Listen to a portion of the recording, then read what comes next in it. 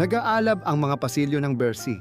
Si Arnaud Montebourg, Ministro ng Ekonomiya, ay ngayon lang nalaman na palihim na nakikipag-usap ang Alstom sa General Electric.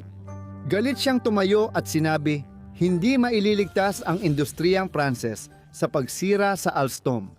Nakipaglaban siya, naglabas ng isang kautusan, nagbanta na haharangin ang bentahan, pero natalo siya.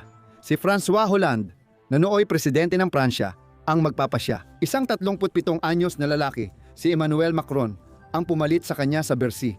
Naganap ang bentahan sa halagang 12.4 bilyong euro, kasama rin dito ang kontrol sa nuclear turbina ng Pransya. Nabenta sa mga Amerikano ang isang mahalagang yaman na gamit sa nuclear power plant. Hindi lang ito ang kaso gaya ng Alstom. Balikan natin ang taong 2000, Pechiney, higante sa aluminyo na nilamon ng isang Amerikanong grupo, Arcelor. Nangunguna sa Europa sa bakal, binili ng isang Indiano. Technip, dating leader sa offshore na langis, napasakamay na ng isang malaking Anglo-Saxon ngayong 2024.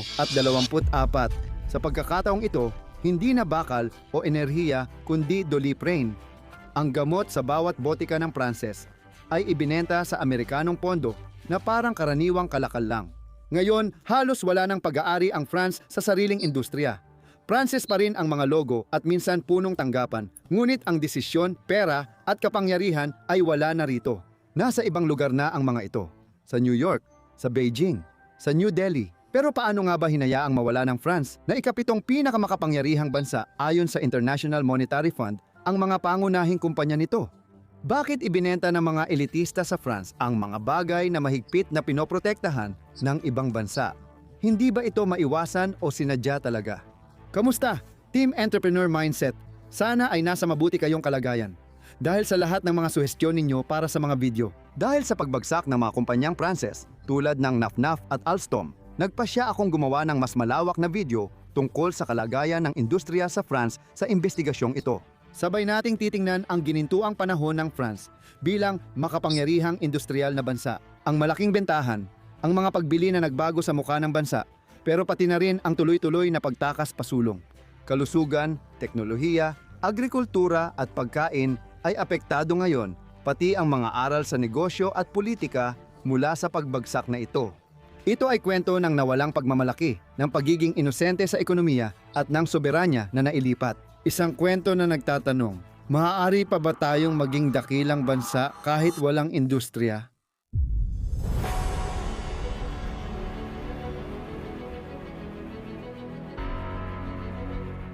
Dekada 20, umaarangkada ang industrial na Pransya. Sa Belfort, gumagawa ang Alstom ng steam turbine para sa mga nuclear power plant ng bansa. Sa Dunkirk, ang mga pugon ng Usinor na magiging Arcelor ay naglalabas ng apoy sa Grenoble. Ang Pechiney ay gumagawa ng aluminum para sa eroplano, tren at gusali sa buong mundo. Sa bansa, ang sirena ng pabrika ang nagtatakda ng araw-araw na ritmo. Ang industriya ang puso ng ekonomiya at bumubuo ng 24% ng gross domestic product ng Pransya. Nagbibigay ng trabaho sa 5 tuldok, 3 milyong tao at isa sa bawat 4 na trabaho. Simple lang, ang pabrika ang gulugod ng bansa noon. Hindi pa serbisyo ang nangingibabaw sa Pransya. Ito ay bansang gumagawa, nagtatayo at nag-e-export.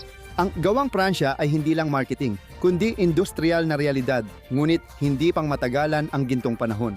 Noong dekada 80, nagsimula ang deindustrialisasyon sa Pransya dahil sa paglipat ng ekonomiya sa sektor ng serbisyo at pagkakaiba ng gastos sa paggawa. Kung ikukumpara sa mga umuunlad na bansa, sa konteksto ng globalisasyon at malawakang paglipat ng mga industriya, habang ang Pransya ay abala sa pamamahala ng mataas nitong gastos at burokrasya, ang ibang mga bansa ay umaangkop. Pinapahusay ng Alemanya ang lahat ng gastos nito, ang mga export at mga industrial na small and medium enterprises. Ang Hapon ay nirorobotisa ang mga linya ng produksyon nito. Ang China ay nagmamasid, kumokopya at pagkatapos ay lumalakas.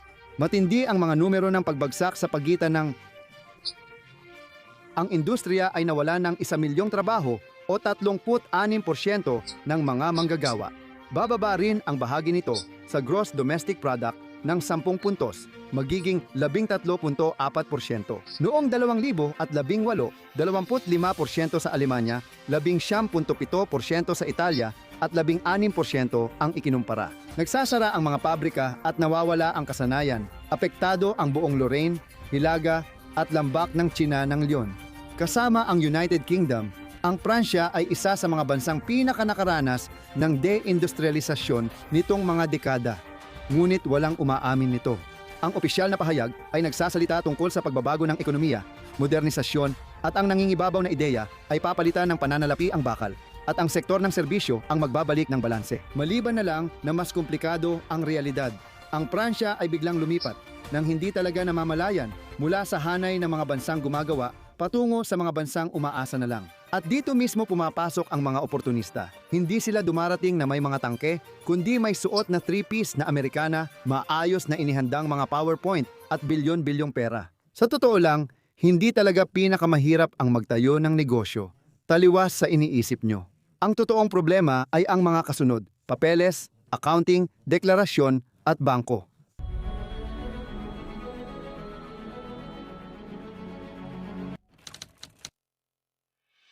Si Frederick Pierucci ay bumaba mula sa kanyang eroplano. Isa siyang executive sa Alstom at presidente ng pandaigdigang dibisyon ng boiler ng kumpanya. Nag-business trip siya pero paglabas ng eroplano, inaresto agad ng FBI, pinusasan, dinala sa kustodya at ikinulong sa high security na kulungan dahil sa katiwalian. Inaakusahan siyang gumamit ng 2 consultant para magpadala ng suhol sa mga opisyal ng Indonesia para makuha ang kontrata ng isang 18 milyong coal-fired power plant sa Tarakan, Indonesia. Baka nagtatanong ka, pero ano ang koneksyon nito sa Estados Unidos? Itong pag-aresto na ito ay nangyari kasabay ng pagbili ng General Electric sa Energy Division ng Alstom. Ang pagkakakulong kay Pierucci ay para bigyang pressure ang Alstom na makipagtulungan sa Department of Justice. Ang Alstom ay malaking kumpanyang Pranses sa enerhiya, gumagawa ng steam turbine para sa nuclear plant ng Pransya, nag-e-equip ng train a grande vitesse at nag-e-export ng kaalaman sa mundo. Pero noong 2014, ang Alstom ay baon sa utang at nasa ilalim ng matinding pressure, lalo na't binabantayan sila ng mga Amerikano mula pa noong 2010 at ang Estados Unidos ay nag-iipon ng mga ebidensya, nag-i-intercept ng mga email at nagtatanong sa mga opisyal. At noong 2014, nang dumating ang magandang pagkakataon, sumiklab ang tensyon at nagkagulo sa mga opisina ng Bercy. Nalaman ni Arnold Montebourg, dating ministro ng ekonomiya, ang laki ng kasunduan ng Alstom at General Electric. Tinutulan niya ang presyong ipinataw ng mga Amerikano at tinawag itong kabayong Troyano sa ekonomiya. Hindi talaga kailangang buwagin ang Alstom at tiyak na hindi ito makabubuti. Ginawa ni Montebourg ang lahat ng kaya niya. Naglabas siya ng kautusan para kontrolin ang dayuhang pamumuhunan at harangin ang operasyon. Kinondena niya ang pagwasak sa industriya at nagtakda ng mga kondisyon.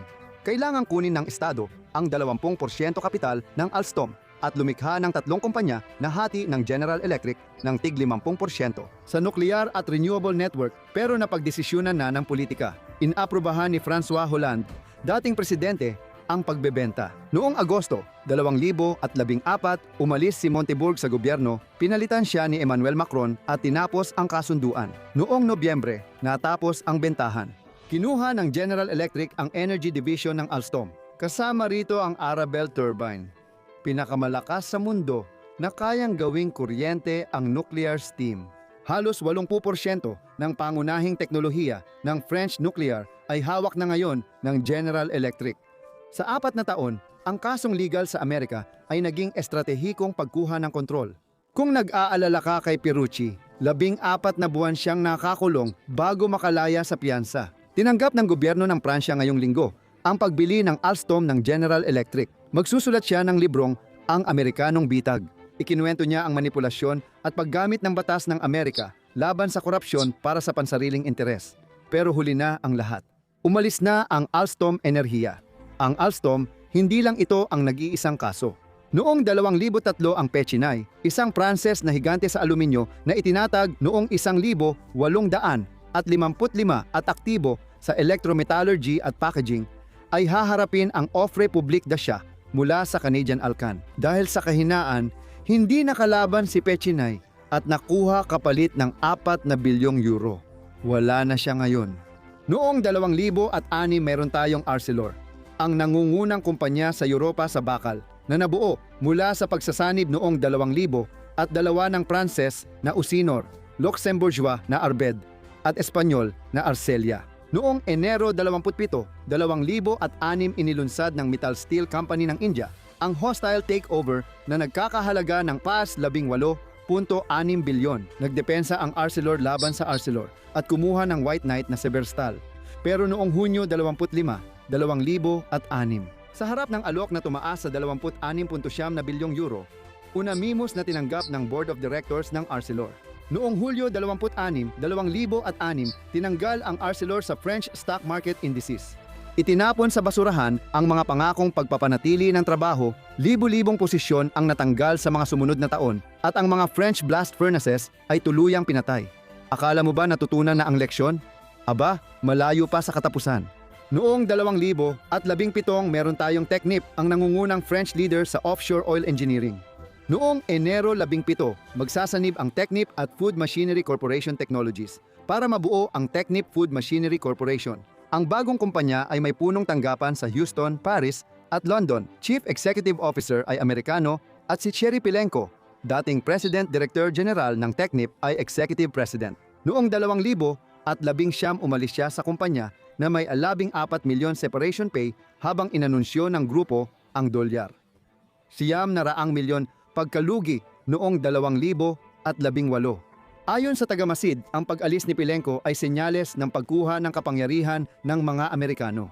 Mayroon ding Lafarge na itinatag noong 1833 at pandaigdigang lider sa semento. Noong Abril 7, 2014, inanunsyo ng Lafarge at Holcim ang pagsasanib at naging epektibo ito noong Hulyo 10, 2015 na may 3 ng pagbabago mula sa orihinal na plano. Nagbago ang parity pabor sa mayoriyang shareholder ng Holcim. Ang pag-atras ni Chief Executive Officer Bruno Lafon sa pagiging punong tagapamahala at hulaan mo, ang punong tanggapan ay inilipat sa Switzerland. At para gawin ang mga bagay ng maayos, parang isang profesional na mamamatay tao na walang iniiwang bakas. Noong 2021, iniwan ng Lafarge Holcim ang pangalang Lafarge at naging Holcim na lang.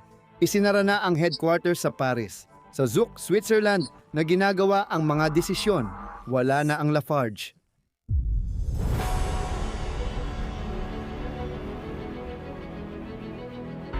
Siguradong meron ka niyan. Sa lahat ng aparador at botika sa Pransya, katabi ng smekta at gamot sa ubo, ito na ang pambansang reflex. Sakit ng ulo, lagnat, hangover, Doliprane. Nakasanayan na ng mga Pranses ito, kaya di naisip na pwede itong makuha ng dayuhan. Pero noong Oktubre 2024, inanunsyo ng Sanofi na nakikipagnegosasyon sila sa Clayton, Dubilier at Rice para ibenta ang 50% ng subsidiary nilang Pella na nagbebenta ng Doliprane. Ang pagpapahalaga ay nakabase sa halagang humigit kumulang 16 na bilyong euro.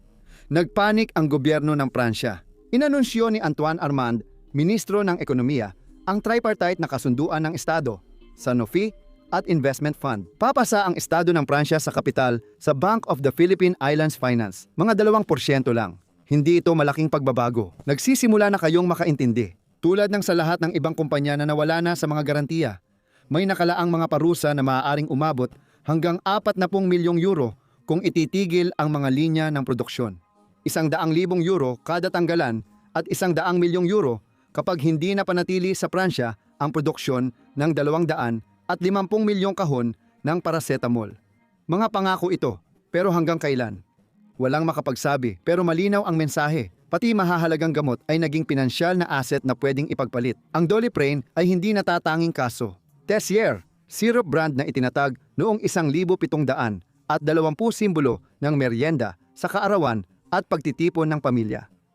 Binili noong 2010 ng grupong British na Britvic sa halagang 237 milyong euro. At noong 2024 binili naman ng Carlsberg, ang ika-4 na pinakamalaking tagagawa ng serbesa sa mundo mula Denmark ang Britvic at kaya pati na rin ang Tessier. Ang 300 taong tatak ng Pransya ay napasailalim na sa Scandinavia at ngayon nanganganib ng magsara sa Pransya. Maaari ring banggitin sina Amora o Mai, ang mga mustasa at pampalasa ng Pransya na binili ng Unilever, na nagsara ng pabrika sa Dijon at Appoigny, na nagdulot ng pagkawala ng 144 na trabaho. Hindi lang ito tungkol sa pagkain, kundi pati teknolohiya. May Atos, isang Pranses na information technology company na dapat bigyan ng sariling video. Mahalaga ang papel nito sa cybersecurity cloud at artificial intelligence. Siya rin ang namahala sa cybersecurity ng Paris Olympics 2024 dahil sa mga problemang pinansyal. Inanunsyo ng Atos na eksklusibo silang nakikipag-usap sa gobyerno ng Pransya para ilipat ang advanced computing unit nila para sa cybersecurity. Magkakaroon ng hiwalay na bentahan ayon sa listahan ng mga aprobadong mamimili ng gobyerno. Unti-unti nang hinahati ng malaking kumpanyang teknolohikal ng Pransya ang sarili. Dati, tungkol sa pangunahing industriya ang usapan, ngayon, laman na ito ng aparador ng gamot, refrigerator at computer. Wala nang kakayahan ang Pransya para tuparin ang mga ambisyon nito. Walang malalakas na sovereign funds tulad ng Noruega na may isang tuldok 5 trilyon o Singapore na may 700 bilyon. Walang malinaw na estratehiyang pang-industriya o pang-matagalang pananaw, kaya tuloy-tuloy ang pira-pirasong bentahan. Isang araw, mapapansin ng mga Pranses na halos wala nang natitirang Pranses sa kanilang aparador ng gamot, frigidaire at computer. May 5 dahilan kung bakit ito nangyari.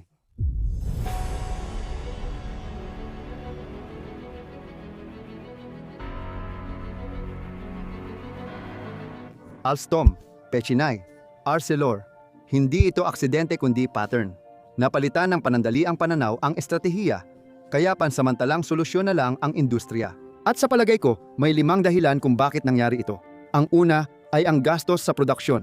Sobrang mahal mag-produce sa Pransya. Ang sosyal na kontribusyon ay nasa 30% ng gastos sa paggawa, mas mataas kaysa 20% sa Alemanya. Simula nang maliberalisa ang merkado ng kuryente, mas mataas ng hanggang 25% ang binabayaran ng mga industrialista sa enerhiya kumpara sa Alemanya. 2 opsyon ang resulta. Magpabili sa dayuhang kumpanya na mag-o-outsourcing din. Pinoprotektahan ng Alemanya ang industriya. Nag-i-invest sa robotisasyon at teknikal na pagsasanay. Kahit lumalala ang sitwasyon, malakas pa rin ang industriya nila. 19% ng gross domestic product kumpara sa 9% ng Pransya noong 2024. Ang isa pang dahilan ay mabagal ang administrasyon. Ang paggawa ng pabrika sa Pransya ay inaabot ng 7 o 9 buwan, samantalang 2 o 4 buwan lang sa Espanya o Polonya. Mga pamantayan, pahintulot, apela, nagiging di nakikitang buwis ang kabagalan. Problema ang bilis ng pagpapatupad, hindi ang social protection. Sabi ng mga Amerikano, money loves speed, gusto ng pera ang bilis. Kaya ang kumpanya, pipiliin niya kung saan mas mabilis. May kakulangan sa long-term na pananaw dahil ang economic planning ay 5 taon lang, samantalang ang Alemanya, Korea at China ay nagpaplano ng pangmatagalan. Sa loob ng mga dekada, ginawang ng Noruega ang kanilang kita mula sa langis bilang isang sovereign fund na nagkakahalaga ng 1,500 bilyong dolyar. Tulad ng sinabi ko kanina, ito ang pinakamalaki sa buong mundo. Ang Pransya ay may Bank of the Philippine Islands France na may halos 50 bilyong assets. Ibig sabihin, kapag bumibili ang iba, nagbebenta sila. Dagdag pa, nariyan ang mito ng self-regulating market. Sa 40 taon, ang doktrina ng Estado ay ang merkado ang mas magaling kaysa sa Estado. Resulta, privatisasyon, deregulasyon, at mas malawak na kompetisyon. Pero hindi pantay ang patakaran. Nagbibigay ang China ng malaking subsidiya sa kanilang estratehikong industriya. Ang Estados Unidos ay nagpoprotekta sa buong mundo. Ang Alemanya ay humaharang ng banyagang pagbili sa enerhiya at depensa, habang ang Pransya ay ang merkado. Ang merkadong walang estratehiya ay nauuwi sa pagbebenta ng estratehiya at hindi pagkakatugma sa kultura. Ang mga elitistang ekonomiko ng Pransya ay globalisado, nag-aral sa Harvard, sa London School of Economics sa Wharton. Iniisip nila ang kita kada 3 buwan, hindi ang industrial na soberanya. Ang pagbebenta ng pangunahing kumpanya ay di na pagkakamali, kundi paraan ng pag-optimize. Ngunit ang kumpanya ay hindi lang asset, kundi kadena ng propesyon, kasanayan at pagkakakilanlan. Ngayon, malinaw ang mga katotohanan.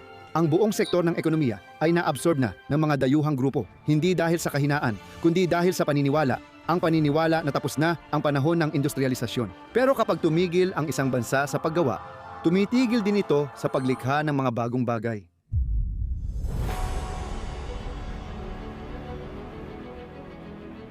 At ngayon, posible pa bang mabawi ang kontrol o huli na ang lahat? Spoiler, hindi pa.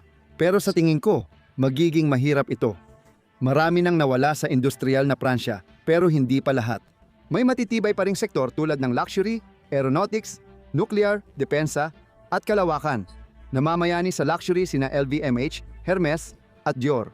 Ang Airbus ang pangunahing karibal ng Boeing bago pumasok ang China. Dassault ay simbolo ng teknolohiyang kahusayan. Patuloy namang nagpapadala ng satellite ang Ariane Group.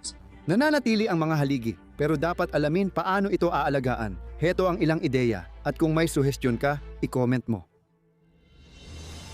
Una, hindi binebenta ang soberanya. Kapag isang estratehikong kumpanya ay napunta sa banyaga, hindi lang kumpanya ang nababago, kundi pati kapangyarihan, magdesisyon at mag-produce. Alam ng Estados Unidos, China at Alemanya ito, kaya nagtakda sila ng pulang linya. Hindi nila binubuksan sa merkado ang enerhiya, depensa, kalusugan at kritikal na teknolohiya. Pinoprotektahan at sinusuportahan nila ito. Ang industrial na soberanya ay hindi ari-arian, kundi sandata ng pagbabantay at pang-ekonomiyang kaligtasan. Isang ideya rin ang paglikha ng sovereign fund. Wala ang Pransya ng panangga. Sa krisis, ang industrial na sovereign fund ay pwedeng gamitin para bilhin, ayusin at protektahan ang mga estratehikong kumpanya. Hindi para i-nationalize, kundi pigilan ang pag-alis. Papunta ba sa Wall Street, Beijing o Riyadh? Pangatlo, hindi sapat ang merkado. Dahil kita ang layunin nito, hindi soberanya. Walang makapangyarihang bansa na umasa lang sa merkado. Kailangan ng malinaw na pananaw sa mga prioridad at maayos na pagpaplano. Pagkatapos, posible ang muling industrialisasyon, pero magiging mabagal ito. Plano Pransya 2030, P54 bilyon para sa teknolohiyang baterya, hydrogen, semiconductors at kalusugang pangkalawakan. Simula 2020, mahigit 300 proyektong pagbabalik industriya. Kung titingnan ang Norvolt sa Dunkirk, Vercors sa Grenoble, mahina man ang senyales. Totoo ito. Kailangan ng muling pag-industrialisa ng pabrika malapit sa lungsod, teknikal na pagsasanay, kaunting papeles, at tapang sa politika. Walang industriya, walang soberanya. Kung walang soberanya, walang kapangyarihan o kalayaan. Kaya hindi pa tapos ang kasaysayan ng industriya ng Pransya. Hindi pa tapos. Posible ba ito? Pero sino ang maglalakas loob magpaandar ng mga makina? Di tulad ng Peugeot, pangunahing yaman ng industrial na talino ng Pransya, na matapos ang trahedyang pagkakamali ay napilitan mapasama sa Stellantis kahit ayaw nila, gaya ng makikita sa video.